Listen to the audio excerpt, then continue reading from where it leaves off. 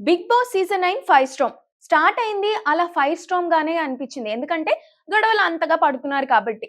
ఇక ముఖ్యంగా చెప్పుకోవాల్సింది ఈ ప్రాంక్‌లు. ఈ మాధురి చేస్తున్న గొడవ అంత ఇంత కాదు. అందులోనూ మళ్ళీ ప్రాంక్ చేసి గొడవ చేసుకోవాలి అని చెప్పి మాధురి అండ్ సంజన కలిసి చేసిన నాటకం అయితే హౌస్‌లో అందరికి చిర్రెత్తుకొచ్చిందని చెప్పుకోవచ్చు. ఎందుకంటే ఆల్రెడీ గొడవలు పడుతున్నారురా బాబు! ఈ గొడవలేంట్రా బాబు! అని చెప్పేసి ఆల్రెడీ ఉన్న ఇన్‌మేట్స్ చాలా ఫీల్ అవుతున్నారు అండ్ చిరాకొస్తుంది అని చెప్పేసి కూడా చెప్పుకుంటున్నారు. దానికి తోడు వీళ్ళిద్దరూ మాట్లాడుకొని ఇలా చేయడం అనేది మాత్రం చాలా వియర్డ్‌గా అండ్ ఏదో చేద్దాం అనుకుని ఏదో చేసినట్లుగా కూడా అనిపించింది. అండ్ వెంటనే కూడా ఆమె అనేసింది దివ్య అయితే, "ఎందుకు వీళ్ళు కంటెంట్ కోసం ఏదో చేయాలని ఏదో చేస్తున్నారు. నార్మల్‌గా ఏమో ఏదో స్మార్ట్ అనుకున్నారు కానీ ఇది స్మార్ట్ కూడా కాదు, ఎటకారం కూడా కాదు. అంతకు మించి చాలా లోలో ఉండి మాట్లాడుతున్నారు" అన్నట్టుగా కూడా దివ్య కామెంట్ చేసింది.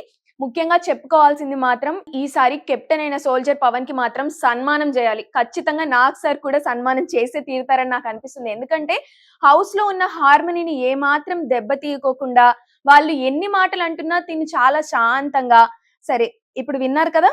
ఇప్పుడు తెలిసింది కదా! రేషన్ మేనేజర్‌కి తెలియకుండా ఏమీ తీసుకోకూడదని మీకిప్పుడు తెలిసింది కదా!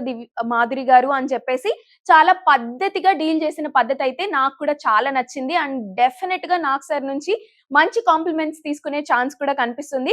ఇక మాధురి అయితే బానే తీసుకుంటది. కాకపోతే అప్రిసియేషన్ కాదు, దెబ్బలు అన్నట్లుగా కూడా అనిపించింది. ఎందుకంటే ఇప్పటి వరకు దువ్వాడ మాధురి పైన ఉన్న ఇంప్రెషన్ కొద్దో గొప్పో ఒక సెట్ ఆఫ్ పీపుల్‌కి కొంచెం నచ్చకపోయినా పాజిటివ్ గానే ఉంది. కానీ ఇప్పుడు బిగ్ బాస్ హౌస్‌కి వెళ్ళిన తర్వాత చిన్న మార్క్‌ని అంటే చిన్న హోల్‌ని దాన్ని ఇంకో పెద్ద హోల్ చేసుకున్నారు. ఆ రకంగా చూసుకున్నట్లయితే ఆమె క్యారెక్టర్ వైస్‌గా కానీ, ఆమె గేమ్ పరంగా కానీ, ఆమె గొడవలు పడుతున్న తీరు పరంగా కానీ ఏ రకంగా చూసినా లోయెస్ట్ స్టాండర్డ్‌గా ఉన్నట్టు కూడా కనిపిస్తుంది. అండ్ ఇంకా ఇక రమ్య అండ్ మాధురి కలిసి కూర్చుని అమ్మలక్కల మాటలు ఏవైతే ఉన్నాయో అవి మాత్రం ఇంకా కంటిన్యూ అవుతున్నాయి.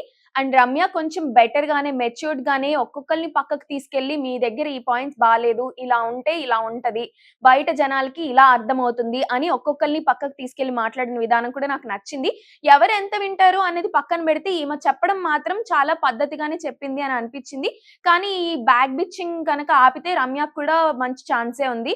ఆల్రెడీ బయట చాలా నెగటివిటీని చూసి వెళ్ళింది కాబట్టి ఆ నెగటివిటీని దృష్టిలో ఉంచుకొని మాట్లాడితే బావుంటుంది.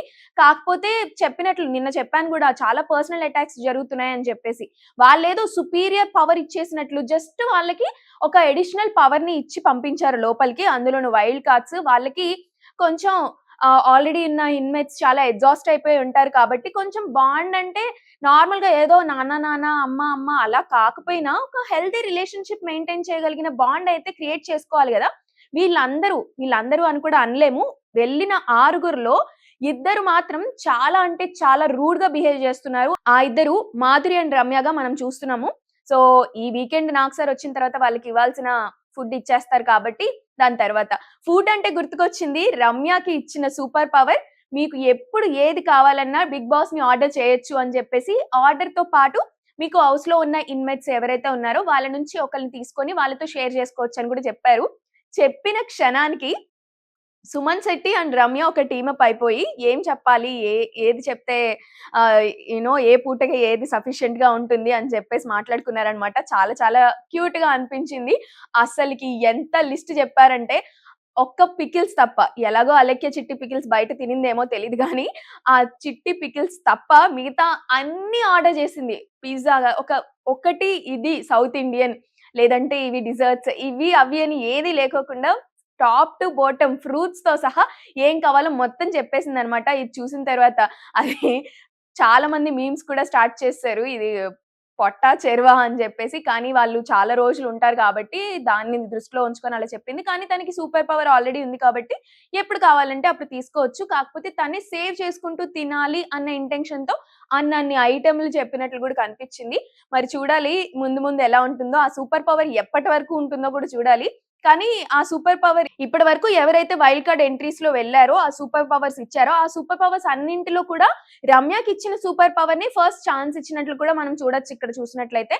ఫుల్‌గా ఎవరి పవర్స్ వాళ్ళకున్నాయి. ఆ టైం వచ్చినప్పుడు యూజ్ చేసుకోవాలి అని ఇచ్చారు. కానీ తినికి మాత్రం త్రూ ఔట్ ద సీజన్ నీకు ఎప్పుడు ఏది కావాలన్నా ఫుడ్ విషయంలో చెప్పొచ్చు అని కూడా చెప్పేసరికి ఆ సూపర్ పవర్‌ని తను ఇప్పటి నుంచే యూజ్ చేసుకోవడం కూడా స్టార్ట్ చేసింది. అండ్ మాధురికిచ్చిన సూపర్ పవర్ తనకి కూడా కన్‌ఫ్యూజ్డ్‌గా ఉంది అని చెప్పేసి చెప్పడం జరిగింది. అంటే నామినేషన్స్ ఛాన్స్ వచ్చినప్పుడు తనని తానే పక్కకు తీసుకోవచ్చా?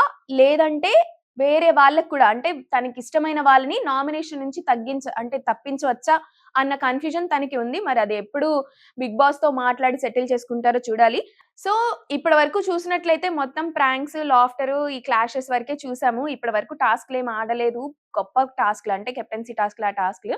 సో, ఈరోజు ఆ కెప్టెన్సీ టాస్క్ జరగబోతుంది కాబట్టి ఎవరెవరికి జరగబోతుంది, ఏం జరగబోతుంది, ఆ టాస్క్‌లో ఎవరెవరు ఎవరికి సాయం చేస్తారు, ఎవరెవరు గొడవ పడతారు అన్నది మనం రేపు మాట్లాడుకుందాం.